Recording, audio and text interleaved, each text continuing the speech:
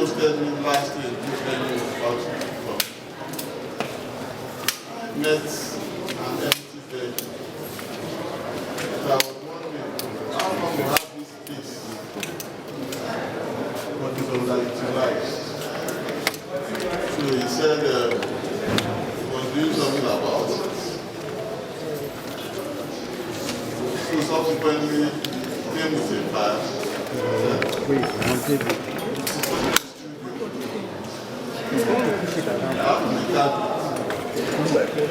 As a person, I wasn't convinced. I was saying, no, convince me. But I was persisting. He never convinced me, but I was able to convince the tender box. I think I need to make that correction. It's not about the CID, it's about the management who was able to convince me and box.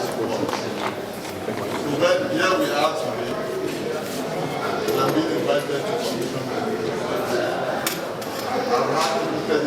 I've had people crediting me with the project. Why not?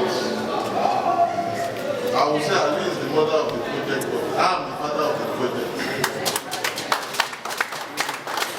Because my people used to say,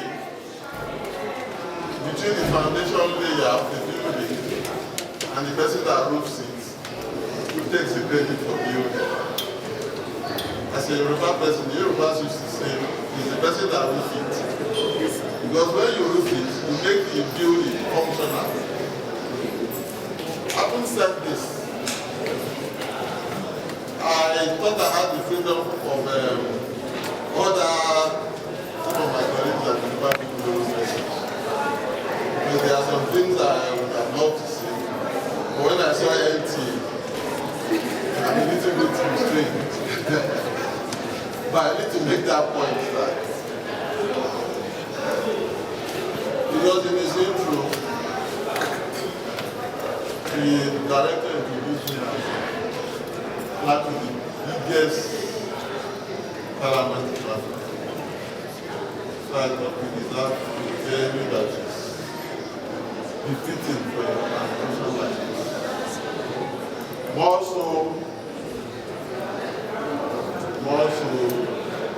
when that director is actually one that normally applies us. So I think that's one area we need something better than where we are. So having said this, I would like to go into my speech. I made that last statement because I know that there are different generations of National Assembly staff. Today we are here to be the turn of others. When if you have an occasion like this, I think you have to find a venue that is confidential, so that people can relax. So I would like to go into my speech. Ladies and gentlemen, it is my pleasure to welcome you to the commissioning of this modern of the National Assembly. Today's event is not merely about unveiling the facility and transparency. Under my administration, we have adopted a clear and deliberate agenda to enhance service delivery and improve staff welfare. We recognize that our staff remain the backbone of this institution.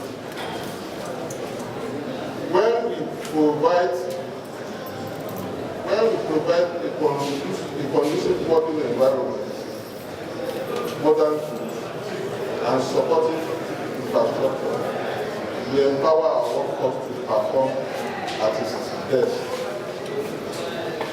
This studio is therefore not just an infrastructure project.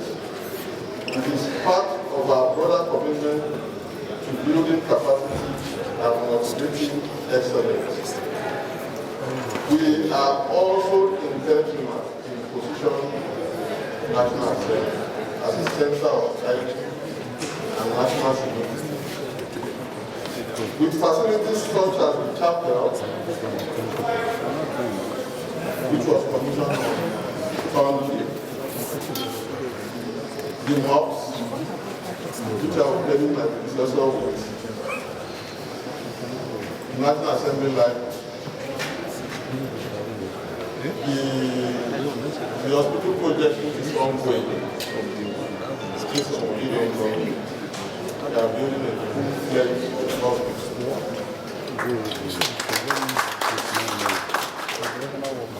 As I talk to you, we are trying to build a world-class university.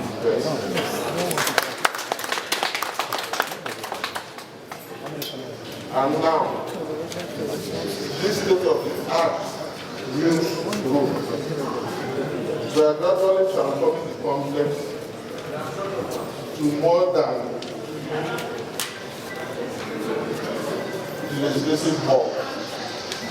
We are shaping it into a symbol of institutional strength and a destination of interest, and a place that reflects dignity and the importance of democratic governance. We have, or rather we have, but they are not developed. I'm looking at the National Assembly as one of the tourist attractions. If you look at this complex very well, if we package this complex appropriately, the same tourists. So we started the journey. It's my privilege that okay, this picture is coming to reality now. I want to believe that the generations to come will make it to come into fruition. However, let me emphasize the critical point. Development must go hand in hand with maintenance. That point is very important. When I came to the National Assembly as a young officer, the federal government printing press used to come and print their documents to the National Assembly printing press. And what was the attraction? They said the National Assembly had the most sophisticated printing machine there. Ladies and gentlemen, I don't think we are still there. And why? Because of the poor maintenance.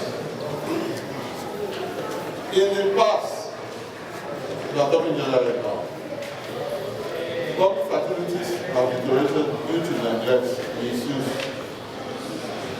and in some cases, theft and vandalism. We must break that pattern.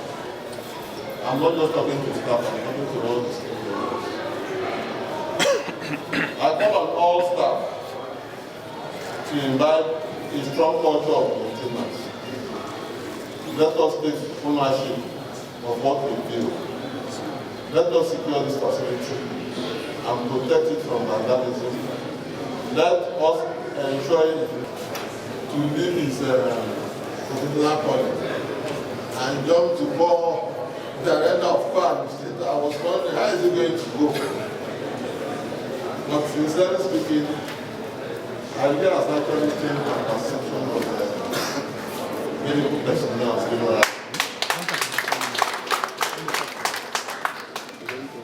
We are not only teaching, but we has excelled. The only problem I have with him is at times he overcharges.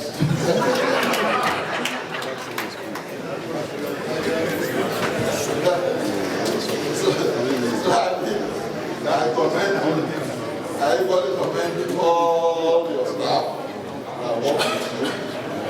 I equally commend I think I will hold that of the contractor until we see the we're going to excellence and sustainability.